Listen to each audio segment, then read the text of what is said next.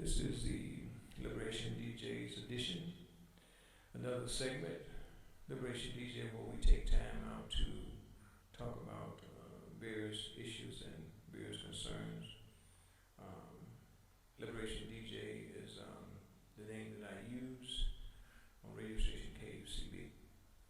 There I was had the pleasure of being a host of a talk show for over 20 some years, and we talked about various topics. And today we're going to be talking about another topic: who's behind and who would benefit. Who's behind it and who would benefit? That's kind of two questions. But you know, if you looking to find out, say some situation or some event, or something that may go on, it could be locally, it could be anything that you see going on throughout the world. You always want to ask yourself those two questions: who's behind it and who would benefit? And from that, once you raise those two questions, what you begin to do as a investigative reporter would do, you begin to try to look for who would be behind something and who would get the most benefit from whatever it is that's happening, whatever it is that's going on. So we used to always raise those questions to the people on the talk shows on KUCB. We would always raise the question, just simply tell the people to ask yourself a simple question, to say who's behind it and who's would benefit. For instance, I give you another example.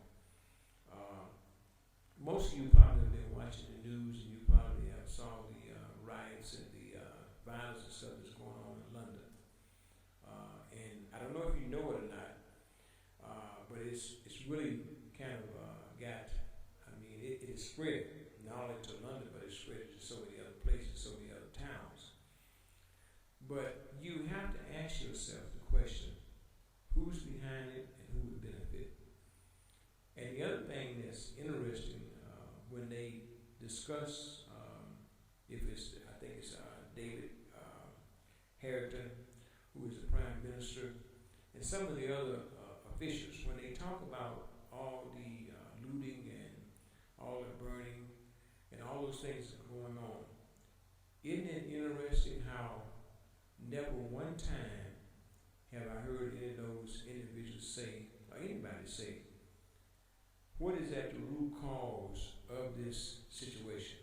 The looting, the burning, the rioting. And I'm not necessarily saying I necessarily agree with it, but we're just trying to get to the root of what it is that's happening and who's behind it, who would benefit, and actually how did this start? What started it? That's the interesting question. And oftentimes in these situations where you see looting and you see a riot break out, you see just all kind of chaos.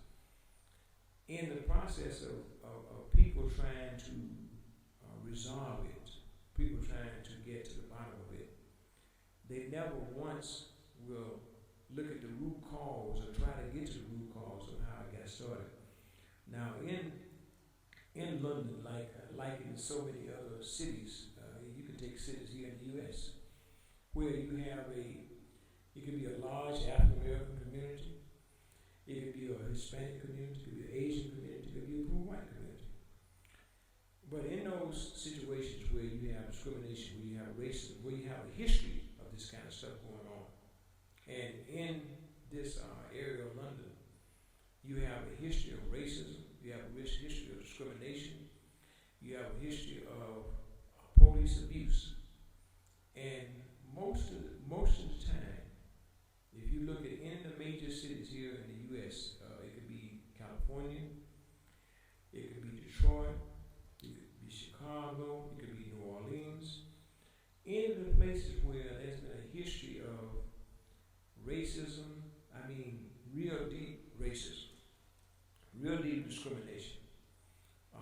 You will find most of the time in those communities, like in London, you've had a situation where the police have abused the individuals. They either have harassed the people, they either have murdered so many individuals, So I'm saying in this case in London, where you have the violence, the looting, the burning, the breaking in shops. And now I'm not, like I said, I'm not agreeing with that. I'm not saying that those things are right in what they're doing. But what I would say to the officials, if you're really serious about getting to the root cause of the problem, if you're really, really serious trying to solve the problem, then you have to begin to examine, you have to begin to look at, you have to begin to indict, you have to begin to convict some of those police officers in London, in those poor areas where they have overstepped their bounds. I mean, way overstepped their bounds. I'm not just talking about light, I'm talking about way overstepped their bounds. Where they've been abusing African American people, they've been harassing them, they've been murdering them for quite some time. This just hasn't started. Only reason this came to the light is because of the rioting and the looting and the burning and all the things that's been going on the last couple of days, last couple of weeks. Otherwise, I don't know if this would have ever came to light. And you know, we can look at the situation here in the U.S. You look at a place like California, the Watch riots in 1965, the riots after the Rodney King verdict. All of those situations is stem from a long history of police abuse. Look at the riots that took place in Detroit after the police murdered Mellis Green. This is back in the 1980s. We can take right here in Des Moines, where the Des Moines Police Department, as of this day, they have a long history of police brutality, police abuse, and police murders towards African American men in this city. Has been. They saw all the way back to 1980. The first individual they murdered in this city, there was a brother by the name of John Branch, murdered him on the east side. They murdered him. The murder of Clarence Jackson, a young 15-year-old youth who was murdered here in Des Moines. In a police car chase, they shot him to death in a chase. Clarence Jackson was an individual who was 15, 16 years old. John Branch, who was murdered, a veteran from the Vietnam War, was murdered on the east side, right in front of his sister's house on Garfield, east side. You can check it out. This is history. So these kind of things have happened not only in places like L.A. and places like Detroit. If you look at Cleveland, Ohio, back in the day in Cleveland, they have a long history of police abuse in Cleveland. New York City, the race riots that took place in the 1920s in New York City. Do you know the history of most of those race riots?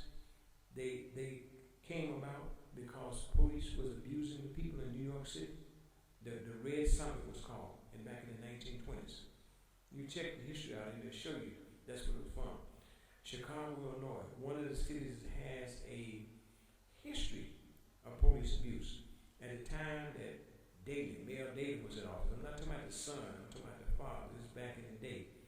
They had a history of police abuse and police brutality in Chicago, Illinois. New Orleans, back in the 1980s, they have a history of police abuse in the early 1980s and the mid 1980s in New Orleans, one of the cities. They have a history of police abuse. So we're not saying something or making up something that hasn't happened, because it has happened in the U.S. In lots of cases, these things are still going on. Another city I remember, Miami, Dade County, have a large African American community. They have a history of police abuse, police brutality against African American people in Dade County, Miami, Florida. So this thing in London, I'm sure, is a long history of the kind of brutality and violence that's been going on against African Americans and in a poor area. You know, oftentimes you don't have an area where it's already, people are already depressed. You don't have any jobs. Young people oftentimes people don't see no way out. Then they'll resort to this. And I'm not saying saying that's right or wrong, but I'm just saying to you that if you want to understand these situations, what's on? Once again, you ask yourself the question, who's behind